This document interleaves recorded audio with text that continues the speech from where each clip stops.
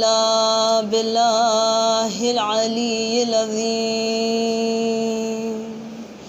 اعوذ باللہ من الشیطان اللعین الرجیم بسم اللہ الرحمن الرحیم الحمد للہ رب العالمین والصلاة والسلام علی ختم الانبیاء والمرسلین سید النبیین جد الحسن والحسین ابی القاسم محمد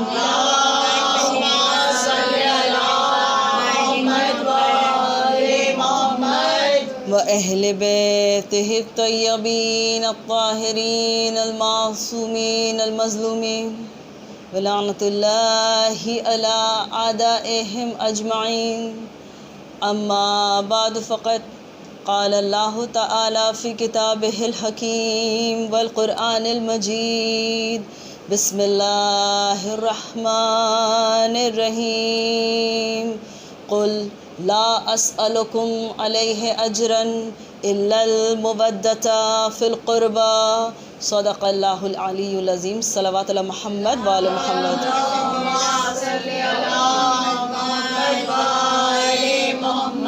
وعجل فرجہم۔ ساری تعریفیں اس خدائے بزرگ و برتر کے نام کہ جس کے قبضہ قدرت میں کائنات کا ہر نظام ہے۔ درود السلام محمد وآل محمد پر۔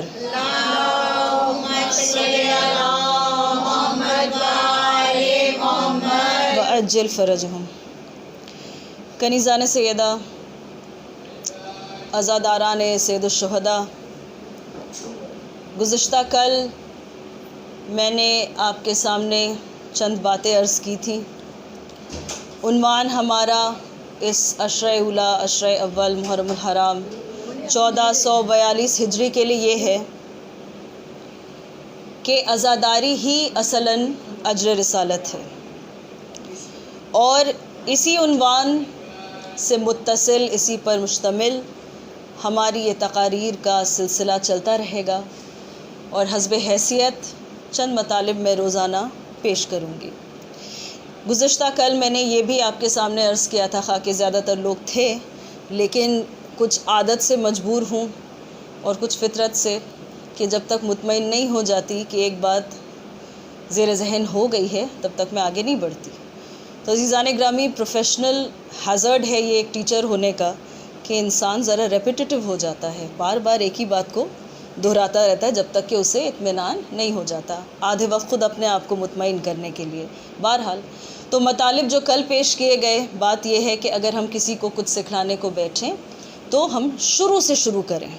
بیچ سے اگر ہم نے اسے سکھلایا تو اس کی تعلیم آدھی اور ادھوری ہے، نامکمل ہے، کامل نہیں ہے۔ جیسے ہم کسی بچے کو جب پڑھنا سکھاتے ہیں تو ہم یہ سے شروع نہیں کرتے، ہم الف سے شروع کرتے ہیں۔ تو عزیزان گرامی، بس وہی بات ہے کہ چونکہ ہم یہ سمجھنا چاہ رہے ہیں کہ حق مودت، اجر رسالت عزاداری سے کیسے ادا کرنا ہے ہمیں، تو ہماری یہ کوشش ہونی چاہیے کہ مودت کے پہلے ہم محبت کو سمجھیں۔ آپ دیکھیں کہ سہل لینگویج میں، آسان لینگویج میں اس آیہ مبارکہ کے جو سورہ شورى سے ہے، اس کا ترجمہ یہی نکلتا ہے کہ اہل بیت سے محبت کرو کہ اجر رسالت ادا کرنا تمہیں واجب ہے۔ ایک ہی طریقہ ہے اجر رسالت ادا کرنے کا کہ اہل بیت اطہار سے محبت کی جائے۔ تو عزیزان گرامی، محبت ایک ایسا لفظ ہے، ایک ایسی چیز ہے جو ہمیں کتابوں میں نہیں ملتی۔ یہ ایک ایسی چیز ہے جو کوئی آپ کو سکھا نہیں سکتا، فطرتاً اللہ نے اس چیز کو آپ کے اندر رکھا ہے۔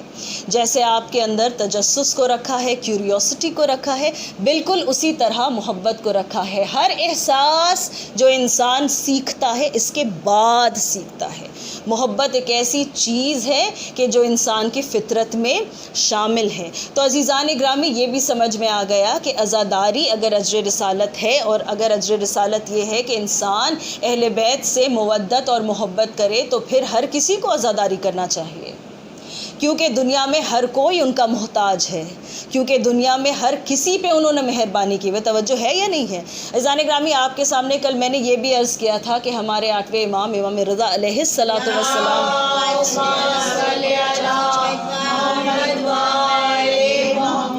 وعجل فرجہم نے اپنے صحابی جناب جبل سے فرمایا کہ جو ہمارے غم میں، ہماری مصیبت پر، ہمارے یہاں مراد ہے اہل بیت اطہار سے، کہ جو بھی ہماری مصیبت میں روئے یا رلائے اس کا اجر اللہ پہ واجب ہے، اس کا اجر اللہ پہ واجب ہے۔ غور طلب ہے کہ مولا نے انعام لفظ استعمال نہیں کیا، اجر ہے، یہ پیمنٹ ہے جو واجب ہے، جو دینا ہے۔ تو عزیزان گرامی ویسے ہی یہ اجر رسالت ہے جو دینا ہے۔ تو محبت ہی اگر ہم نہیں سمجھیں گے، محبت ہی اگر ہم نہیں سیکھیں گے تو ہم مودت کی منزل تک کیسے پہنچیں گے؟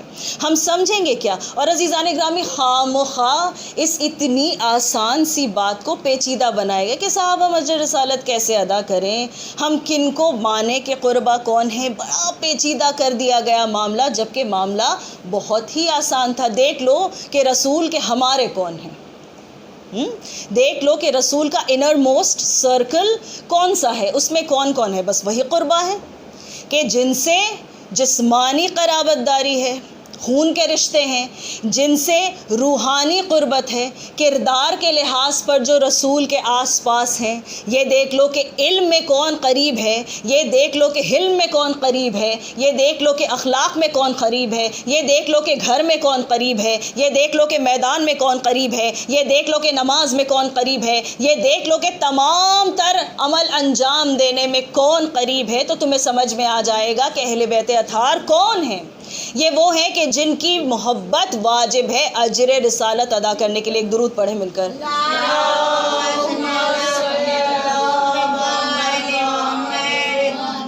وعجل فرجہم، توجہ چاہوں گی آپ کی کہ یہ بہت ہی آسان اور بہت ہی سیدھا سا معاملہ ہے۔ It's a very straight deal. کیسے؟ کہ آپ نے کچھ استعمال کیا اور آپ کو اس کے لیے کچھ قیمت دینی ہوگی۔ عزیزان گرامی دیکھیں آپ کہ یہ بھی بہت آسان ہے سمجھنا، توجہ ہے آپ کی، یہ بھی بہت آسان ہے سمجھنا۔ کیسے؟ کہ ہم زندگی بھر یہی کرتے رہتے ہیں۔ آپ سے گزارش ہے کہ اپنی توجہات ذرا اس طرف مائل رکھیں، وقت ہمارے پاس زیادہ نہیں ہے، مغرب کے پہلے ہمیں مجلس کو مکمل کرنا ہے۔ ایک درود پڑھیں مل کر۔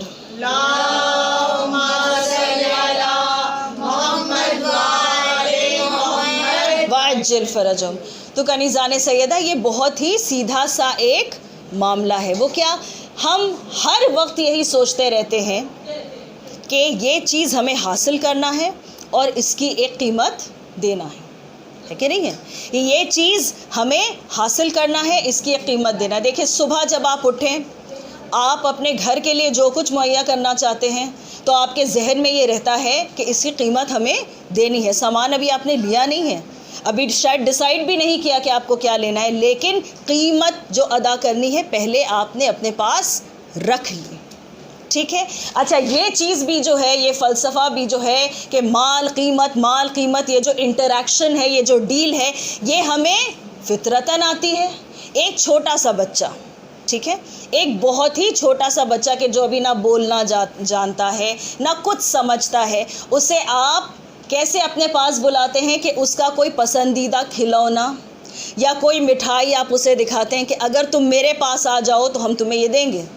بچہ ہمک کے آپ کے پاس آ جاتا ہے، کچھ نہیں تو ایک محبت بھری نظر اس کے آپ کے پاس آنے کی قیمت ہے، کچھ نہیں تو تھوڑا سا سمجھدار ہوا، اس کے بعد آپ اس سے تقاضے کرتے ہیں کہ اگر یہ کام کرنا ہے تو ہمیں پہلے ایک بوسہ دو، پہلے ہمیں ایک بار چوم لو۔ بچہ آ کر دوڑ کر چوم کر جاتا ہے، اس کا وہ کام ہو گیا، اسے سمجھ میں آ گیا کہ قیمت دینی ہے۔ تھوڑا اور بڑا ہوتا ہے، پھر چاہتا ہے کہ کچھ پیسے اس کے ہاتھ میں آ جائیں۔ کیوں آ جائیں؟ کہ وہ اپنی پسند کی کوئی شے خرید کر کھا لے۔ آپ سے مانگتا ہے، اس کے سمجھ میں آ گیا کہ قیمت ہے۔ میری یہ سمجھ میں نہیں آتا کہ جو چیز نوزائیدہ بچوں کو سمجھ میں آ جاتی ہے، جو چیز چھوٹے چھوٹے بچوں کو سمجھ میں آ جاتی ہے کہ نہ جو بولنا جانتے ہیں، نہ جن کے پاس کچھ شعور ہے، تو ان کو یہ بات سمجھ میں کیوں نہیں آتی کہ جن کی داڑھیاں سفید ہو گئی ہیں۔ ایک درود پڑھیں مل کر۔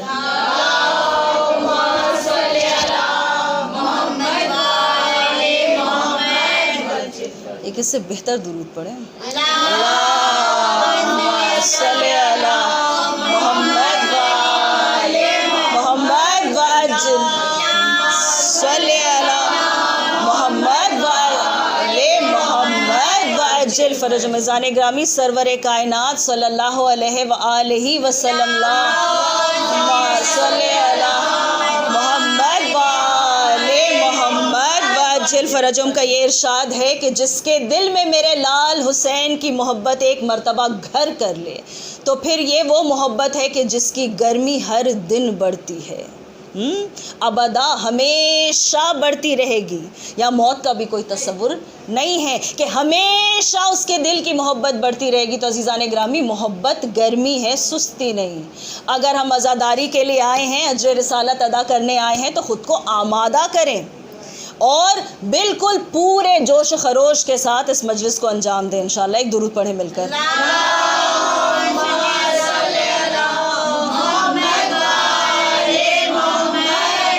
جل فرجہم. واہ ماشاء اللہ.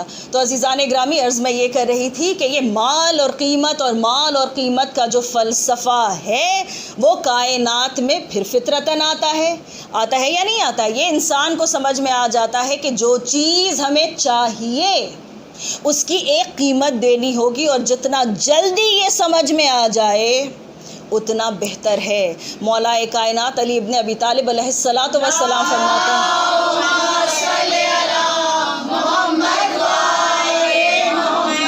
باجل فرجم کے گناہ جو ہوتا ہے انسان کے لیے وہ مہنگا ہوتا ہے. کیوں؟ اس لیے کہ گناہ کی لذت ایک پل کی ہوتی ہے. آپ نے میوزک سن لیا، آپ نے کوئی ایسی چیز دیکھ لی جو حلال نہیں ہے، آپ نے کوئی ایسی شے کھا لی جو نجس ہے، آپ نے ایک وقت کی نماز مس کر دی، آپ آرام سے سو رہے ہیں. عزیزان گرامی یہ لذت ہے، مزہ ہے. گناہ میں لذت ایک پل کی ہے لیکن اس کا عذاب ابدی ہے، ہمیشہ چلنے والا. تو یہ نقصان کا لین دین ہے. عزیزان گرامی جتنا جلدی انسان یہ سمجھ جائے کہ ہر چیز کی قیمت ادا کرنی ہے اتنی آسانی اس کی زندگی و آخرت میں پیدا ہو جائے گی، اتنی ہی آسانی اس کی زندگی اور آخرت میں پیدا ہو جائے گی. تو عزیزان گرامی عرض میں آپ کے سامنے یہ کر رہی تھی کہ یہ تو اللہ سے تجارت ہے. اللہ نے ایک چیز آپ کو دی، اللہ سے ایک ڈیل ہے، آپ کو اس کی پیمنٹ کرنا ہے. اللہ نے کیا کیا؟ آپ تک اسلام کو پہنچوا دیا. اسلام سے آپ کو کیا ملا؟ آپ کو نجات کا رستہ مل گیا، آپ کو ایک بہتر زندگی کا ایک ویژن مل گیا. آپ جانوروں کی طرح زندگی گزار رہے تھے، اسلام نے آپ کو انسان بنایا. آپ غیر خدا کے سامنے سر جھکا رہے تھے، اسلام نے آپ کو اللہ جیسے معبود سے معروف کرایا. اسلام نے آپ کو بتایا کہ آپ عورت ہیں، آپ کے حقوق کیا ہے. اسلام نے آپ کو بتایا کہ محبت کیسے کرنی ہے. اسلام نے آپ کو بتایا کہ دیکھو صحیح کیا ہے، غلط کیا ہے. عزیزان گرامی اٹھا کر دیکھ لیجئے یہ جو ہمارا کوڈ ہے اسلام کا، تمام آئین جو ہے وہ انسان کی فطرت سے متصل ہے. کوئی بھی بات فطرت کے باہر نہیں، اسی لیے اسلام کو کہا جاتا ہے دین فطرت. یہ فطرت کا مذہب ہے. تو عزیزان گرامی یہ جو بہتر زندگی بن گئی، یہ جو آخرت مل گئی کہ جس سے انسان کسی حد تک مطمئن ہو گیا کہ بھائی کچھ بھی ہو ہم کافر نہیں ہیں، کچھ بھی ہو کوئی شفاعت مل جائے گی، کچھ بھی ہو انشاءاللہ کہ نجات کا کوئی رستہ ضرور نکل جائے گا، کچھ بھی ہو آخر تو ہم امتی محمد کے ہیں، کچھ بھی ہو کوئی نہ کوئی وجہ ہو جائے گی، کبھی کا درود کبھی کا سلام کام آ جائے گا. یہ سن کر درود نہیں پڑھا آپ نے؟ اللہم صلی علی محمد وآل محمد وعجل. زندہ باد زندہ باد زندہ باد مرد آباد مرد آباد. اللہم صلی علی محمد وآل محمد وعجل فرجہم. کبھی کا ماتم کبھی کا گریہ ضرور کام آ جائے گا انشاءاللہ. بھائی یہ تو سمجھ میں ہمیں آ گیا، تو مال تو ہم نے استعمال کر لیا، قیمت ادا کی نہیں کی ہم نہیں جانتے، ہم اسی کوشش میں یہاں ہیں. تو عزیزان گرامی اجر رسالت جو نہیں دینا چاہتا اسے پھر مال استعمال نہیں کرنا چاہیے. بھائی اسے پھر مال استعمال نہیں کرنا چاہیے. ہم نے ایک چیز لی, ہم نے اس کو استعمال کر لیا. یہ گھڑی ہم کو بہت پسند آ گئی, ہم نے اٹھا لیا, ہم نے ہاتھ میں پہن لیا, ہم نے پوری کائنات میں فلانٹ کر دیا, wearing such a nice watch, لیکن میں نے اس کی پیمنٹ نہیں کی. یہ چیز کیا میرے لیے جائز ہے؟ نہیں ہے. حلال ہے؟ نہیں ہے.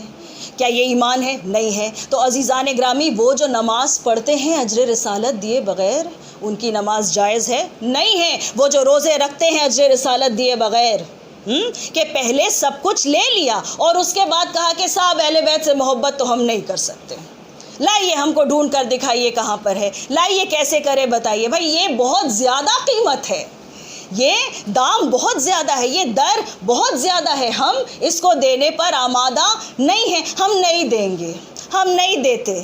تو عزیزان گرامی, یا تو پھر وہ نکل جائیں خود بخود اسلام کے باہر, یا پھر یہ سوچیں کہ جو چیز ہم نے استعمال کر لی ہے اور اس کی پیمنٹ نہیں کی ہے تو اب ہمارا ٹھکانہ کہاں ہے. بھائی کچھ بھی ہو, ایماندار تو نہیں کہلائیں گے. اب عزیزان گرامی, سوال یہ اٹھتا ہے کہ اللہ جیسا عادل, اللہ جیسا خالق, اللہ جیسا رازق, اللہ جیسا غنی, اللہ جیسا کریم, اللہ جیسا رحمان, اللہ جیسا رحیم, کیسے ایسا کر سکتا ہے کہ آپ کو مال پہلے دے دے, بعد میں بتائے کہ اس کی اجرت بہت ہے؟ یہ اس کے اصول کے خلاف ہے, یہ اس کی صفات کے خلاف ہے کہ وہ کوئی چیز آپ کو دے دے اور پھر کہے کہ بھائی اس کی پیمنٹ بہت زیادہ ہے, بعد میں آپ کو احساس ہو. تو عزیزان گرامی, کوئی فلسفہ تو ہے کہ جس کو عدل پر یقین ہے اللہ کے کہ وہ عدالت کے سوا کچھ نہیں کرے گا, وہ ظلم کر نہیں سکتا, وہ زیادتی کر نہیں سکتا, تو اس کی ہر چیز میں ایک حکمت ہے. یہ جو رکھ دیا ہے اجر رسالت محبت اہل بیت کو, تو اس کی وجہ یہ ہے کیونکہ یہ عمل وہ ہے کہ جس میں خود پروردگار شامل ہے. اور عزیزان گرامی, اسلام میں آ جانا کافی نہیں ہے, اسلام پر باقی رہنا کافی ہے. تو پڑھ لو کلمہ جتنا پڑھنا چاہتے ہو, جب تک اجر رسالت ادا نہیں کرو گے مومن نہیں مرو گے, چاہے کچھ اور مر جاؤ. ایک درود پڑھیں مل کر.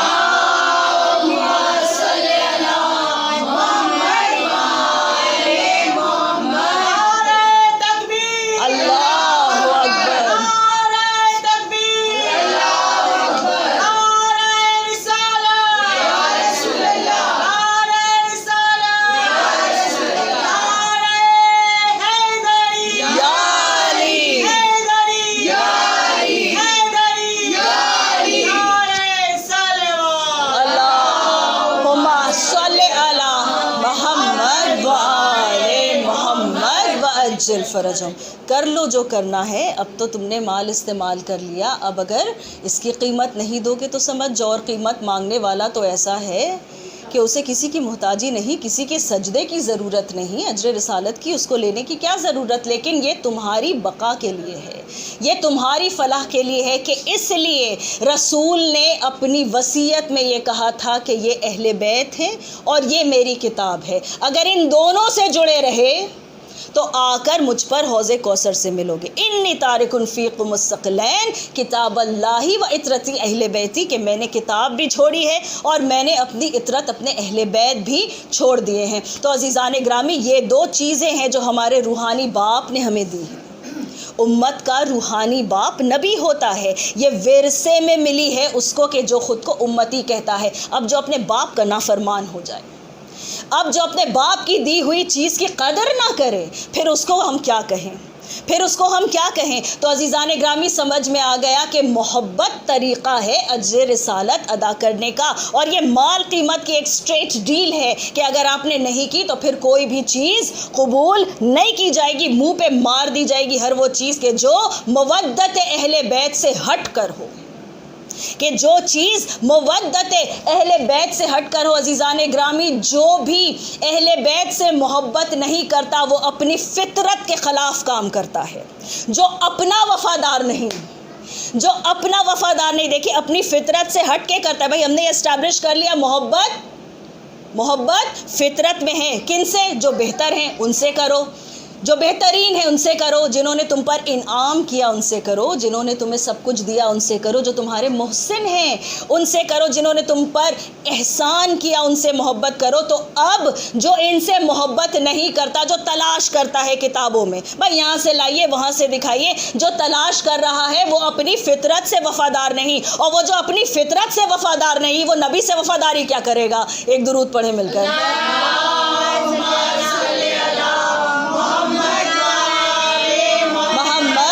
جل فرجم۔ بس اپنے بیان کو سمیٹتے ہوئے 2-4 جملے اور فضائل کے، اور اس کے بعد مصائب کی منزل۔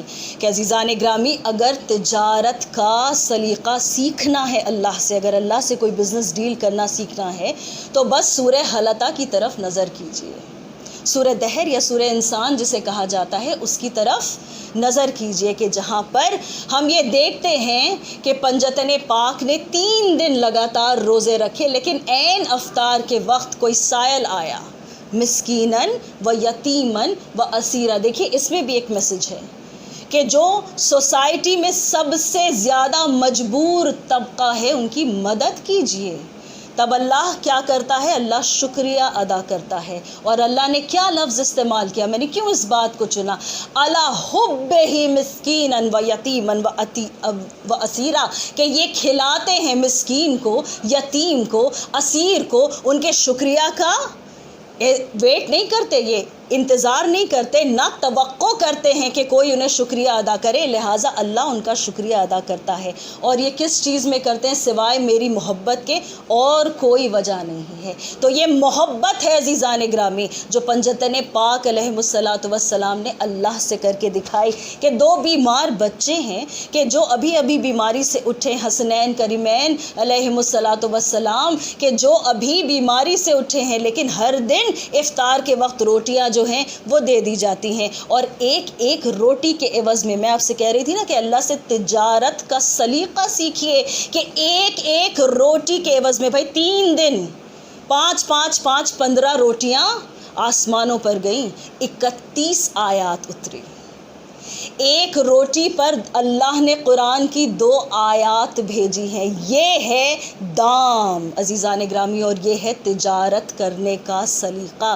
اللہ کہتا ہے کہ تم اتنا سا کچھ کرو، میں 70,000 گنا اس کا تمہیں دے دوں گا، میں انعام کرنے والا ہوں، میں احسان کرنے والا ہوں۔ عزیزان گرامی، پہچانے انسان اگر خدا کو تو بے شک اہل بیت ہی صحیح رستہ ہے، یہی صراط المستقیم ہے۔ ہاں عزیزان گرامی، صراط المستقیم کا ذکر آیا نا، یہ راستے کا ذکر آیا، آج وہ طویل سفر میرے مولا کا ختم ہو گیا۔ وہ جو 28 رجب سے روتے ہوئے حسین مدینے سے نکلے تھے، آج منزل مقصود تک پہنچ گئے۔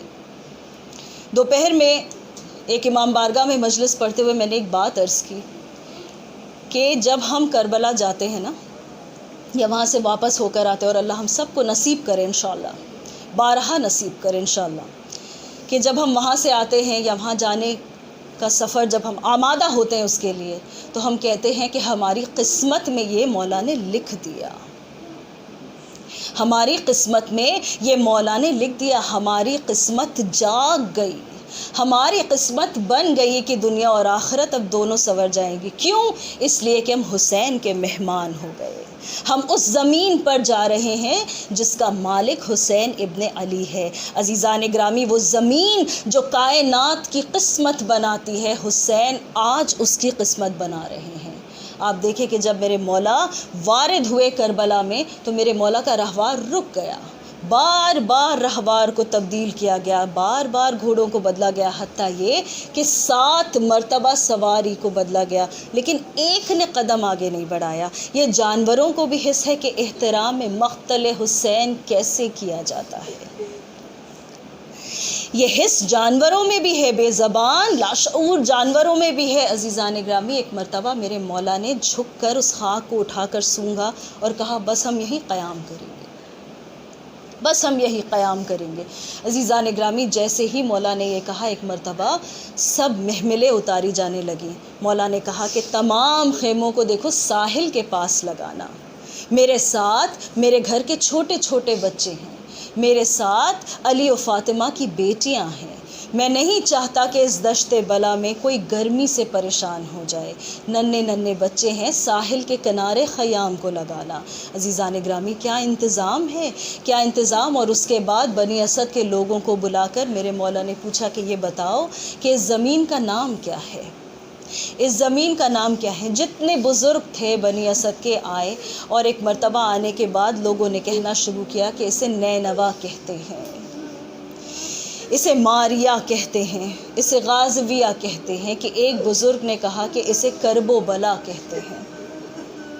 اور اس کے بعد کہتے ہیں وہ بزرگ کہتے ہیں کہ مولا ہماری درخواست ہے آپ سے، بے شک آپ بہتر جانتے ہیں، لیکن اے فرزند رسول، اس کا نام کرب و بلا اسی لیے ہے کہ جب بھی اللہ کا کوئی ولی، جب بھی اللہ کا کوئی وسیع، جب بھی اللہ کا کوئی خاص بندہ اس زمین سے گزرا تو اس نے بہت تکلیف اٹھائی ہے۔ اللہ کے ہر نبی، ہر رسول کو اس زمین پر تکلیف ہوئی ہے، لہٰذا ہم نہیں چاہتے کہ آپ زیادہ دن یہاں قیام کریں۔ کون جانتا تھا کہ حسین قیامت تک کے لیے وہاں قیام کریں گے؟ ہاں عزیزان گرامی، ایک مرتبہ میرے مولا نے کہا، جیسے ہی کرب و بلا سنا نا، میرے مولا نے کہا کہ بس منزل ہماری آ گئی، منزل ہماری آ گئی۔ 60,000 درہم میں میرے مولا نے اس زمین کو خریدا اور پھر بنی اسد کے لوگوں کو ہبہ کر دی، اور کہا میرے مولا نے کہ دیکھو یہ زمین اب سے میں نے تمہیں ہبہ کر دیا۔ کتنا کریم ہے میرا مولا، کتنا کریم ہے۔ ہاں عزیزان گرامی، یہ کن کے لیے ہبہ کی گئی ہے زمین جانتے ہیں آپ؟ اپنی عظمت کو آپ سمجھتے ہیں کہ یہ زمین کس کے لیے ہبہ کی گئی ہے؟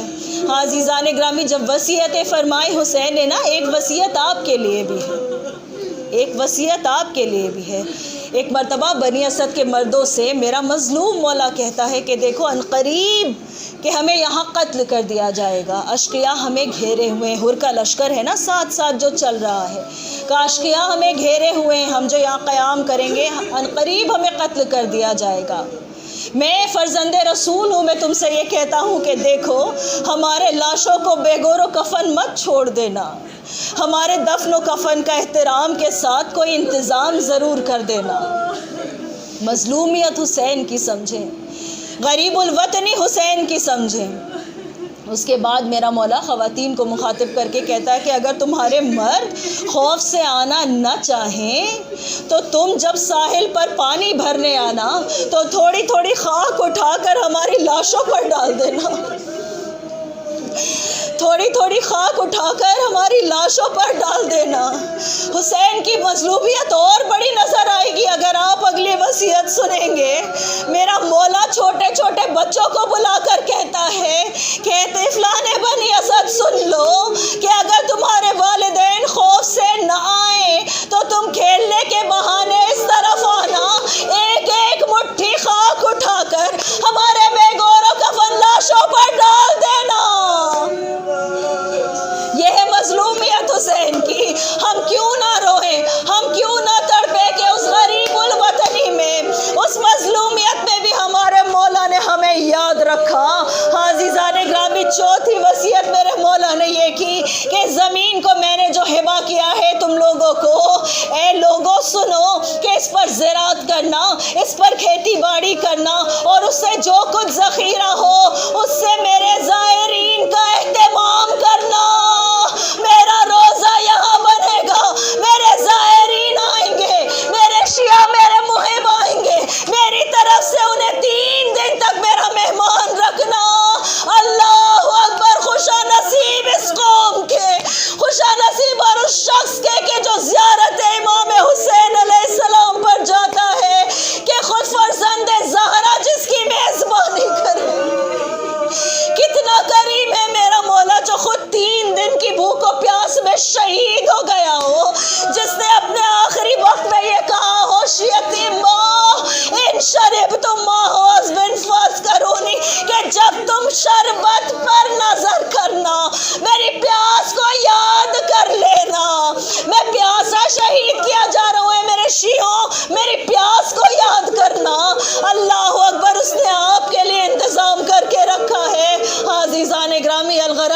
کر دی زمین. میرے مولا نے سب کچھ جب کہہ دیا، ایک مرتبہ جناب زینب نے بس 2 جملے اور ربط مصائب ختم، اسباب رحمت سمیٹ لیے جائیں گے. عزیزان گرامی، یہ ایام ہے نا، بڑے مشکل ہے، بڑے کٹھن ہیں. خاص کر یہ محرم بڑا دل سوز محرم ہے، بڑا دل سوز محرم ہے. ہم سنتے ہیں نا کہ جب آنکھوں میں آنسو ہو تو دعائیں قبول ہوتی ہیں.